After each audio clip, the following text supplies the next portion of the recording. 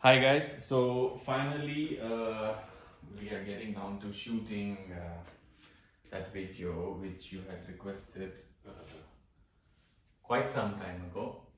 How to address back issues, pain, especially maybe in the lower back area, sometimes also in the upper back region. So we are going to show you some exercises specifically for the lower back at this point, because that seems to be the most common problem. So we will try to practice these exercises as often as possible. And there are some very basic rules that we need to follow. This one thing to remember is that this is not a workout. So everything that you do needs to be very slow and gentle and very considerate towards the body. And we also need to pay attention to what's happening with the body, to closely listen to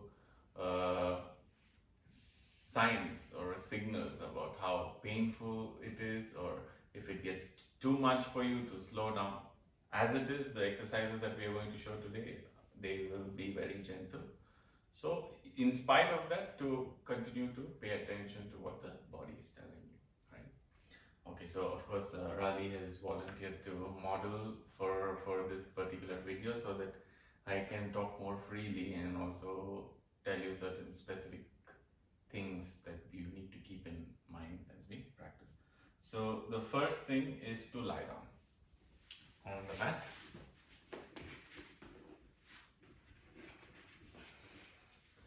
So lying down is a very good starting point to address any back related issue. So when you lie down, you can adjust the shoulders to see if the neck is also long. So you can also lift the head just a little bit and extend it upwards and then release it back to the floor. You can lift the hips a little bit and push the tailbone in this direction. So use the feet to lift and push it down. So to take the support of the feet is on the floor, lift and extend the hips in this direction and then release it. Then extend the feet also. Right. So lying down is a good place to start because it gives you a very good indication of where you're experiencing the tightness. So when you have back pain, the muscles around that area try to compensate. They try to contract and become stiff so that there is very little movement allowed. So when there is movement, when you experience movement, then you also experience pain. So these muscles naturally, automatically, they just simply engage and contract and restrict the movement as much as possible. So we need to relax those muscles because they are constantly tense. So we need to release them and soften them as much as possible. So this point is a good starting point to see where you are experiencing the tension. We need to identify where the problem is, right? So to start from there. So as you lie down, simply releasing, relaxing the body, checking to see which muscles are still feeling tense. Oftentimes, after a long day's work, also you feel tense, but when you are experiencing back problem, they are tense all the time. They're constantly trying to compensate. It becomes like muscle memory. So they automatically engage in contract. So to identify where this contraction is happening. Then the next most important, basic, fundamental thing is how we breathe. So when you breathe, it also affects your rib cage and your spine. Sometimes when we experience back pain, breathing normally also might increase that movement which we were talking about, right? So when there is movement, the muscles contract and it restricts the movement. Similarly, we also change the way we breathe. We don't breathe like we normally do. We breathe maybe in short bursts. We don't breathe fully. We don't allow the air to reach all the way to the abdomen. So we restrict the movement, especially in the lower back. So right now we will try to see what it feels like to breathe fully. So bringing the hands, placing them on the belly, one on top of the other. So breathing naturally, but the focus is to allow the breath to reach all the way till the navel and just below the navel region, right? So each inhalation, try to fill up the lowermost part of your lungs so that the abdomen expands up. Not too much, not to struggle, simply inhaling and exhaling. You notice that this is having an impact on the lower back, right?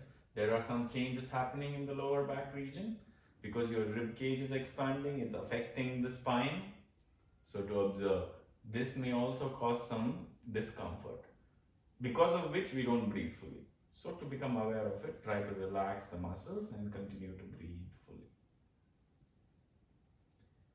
This is another very simple exercise. Now this sort of consciously trying to remember to relax the muscles and to breathe fully will have a big impact.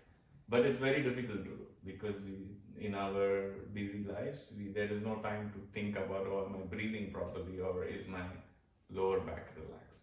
But if you can do that, nothing like it. Okay, so those were the basic tips. So how you breathe is very important because we often change it. So we need to identify, have we changed? Are we breathing fully? Are we keeping the lower back relaxed, right? So now we actually come to the simple exercise that I was telling you about. How we do that is we lift the right leg up towards the ceiling with an inhale all the way up, bringing it up. As we exhale, we fold the leg at the knee and bring the knee close to the chest. So here at this point we are not putting any pressure, there is no effort. What we need to do is to relax the hip joint, to allow the knee to slightly come from the outside and then move into the body, right?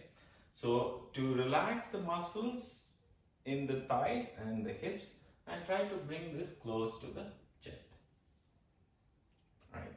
So now this is the exercise.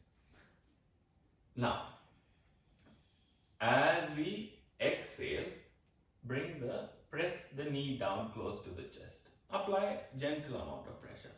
Press it down. Yeah. Inhale and release.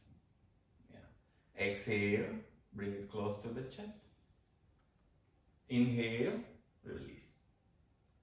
Exhale, inhale. Exhale, inhale. Exhale, inhale. That's 5 times.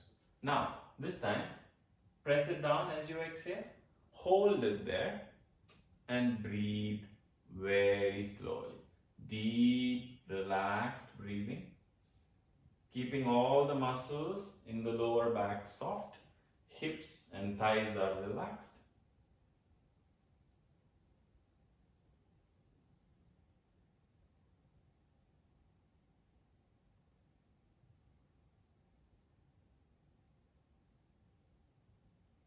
Okay, now slowly releasing the hands, loosening them, releasing the legs and extending the feet out as you straighten the legs and relax. Now, the other side please. Inhale and lift the left leg up. Exhale, fold it at the knee and bring it close to the chest. First we try to breathe normally, relax the thighs and the hips.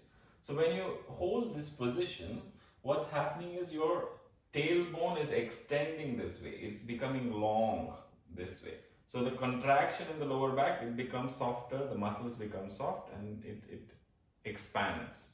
Right? So that's what we are trying to achieve. So bring the arms around it. Now, as you exhale, press it down, close to the chest. Inhale and release. Exhale and inhale. Exhale, inhale. Exhale and inhale. Okay, so this time, exhaling, bringing it down, breathing normally. Deep, relaxed breathing. Try to keep the neck relaxed, face relaxed. None of those parts of the body are engaged. it's only the arms, right? So you're using the arms to pull the leg closer, breathing deeply.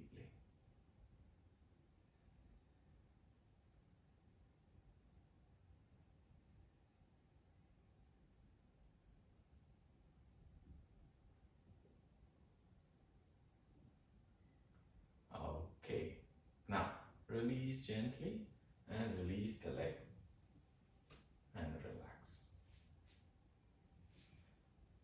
So whenever we do exert in yoga, when we do a certain posture, we put some effort, we do equal amount of relaxation. So we take at least 3 to 4 minutes of just lying down, relaxing the body. So that makes it one round of this particular lumbar stretch exercise. Now, similarly, we will do 3 rounds. So that's ideally what I would think is a good number of repetitions. So to do it 3 rounds on both legs, maybe every 2 hours, every 3 hours, whenever you find the time, because there are no contraindications for this particular sequence. And to always try to remember to breathe. So these are the fundamental exercises. So this is to relieve that tension, that contraction, to relax those muscles. So this whole thing is designed to relax the muscles and to relax them in a very safe way without causing any harm or injury. So once this has an effect on the body, then we can move to more strengthening postures, techniques, so that the lower back feels stronger, right? So this is the short version. We start with this. Please do this maybe for 2 weeks, 3-4 times a day.